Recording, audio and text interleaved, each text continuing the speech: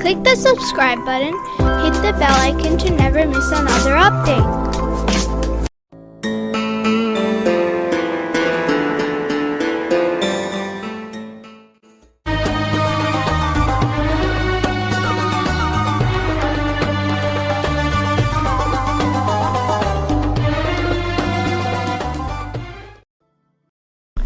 One morning, Habeel and Qabeel left home to do something for themselves. Like their parents, they covered themselves with the fibers and leaves of the trees because they still did not know how to dress themselves with fur or wool. Habeel had a pair of sheep he took towards an open area and grazed them.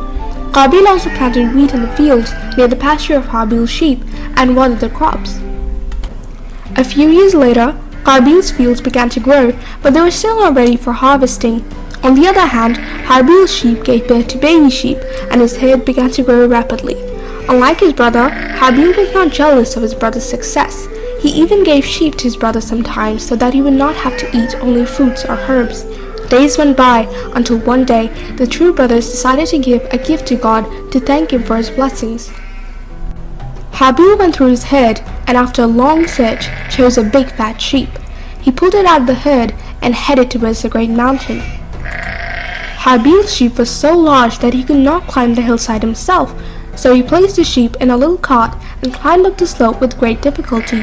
When he reached the top of the mountain, Qabeel was nowhere in sight. He saw Qabeel still running left and right on his farm to find a product. Qabeel was sweating, as if he didn't know what to look for. Everywhere his farm went, it was fertile, and the clusters of wheat were all tall and healthy.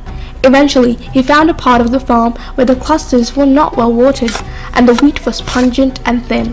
Qabeel happily removed his stone knife from his waist and wrapped it in a cluster. Habeel saw Qabeel climbing up the great mountain, but he saw nothing in his hands. Finally, Qabeel reached the top of the mountain. Habeel looked at Qabeel's cluster of wheat, then raised his sheep on his hands and raised it towards the sky. Qabeel quickly lifted the wheat cluster into the sky as well. Habeel said in his heart, "God, I know you accept my gift because it's so much more valuable."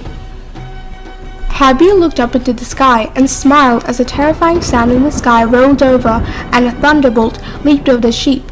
The sheep jumped in fear and Habeel laughed. He hugged the sheep and cried with joy, but Qabeel cried out in anger. He shook the cluster of wheat into the sky and shouted furiously. Finally, he dropped the cluster of wheat and trampled it, then shouted at Habeel and went down the mountain. Habeel prostrated and gave thanks to his Lord, but Qabeel was full of anger and grudge as he went down the mountain, looking back at Habeel with disgust. Days passed, but Qabeel's jealousy did not diminish until Qabeel's rebellious spirit persuaded him to kill his brother.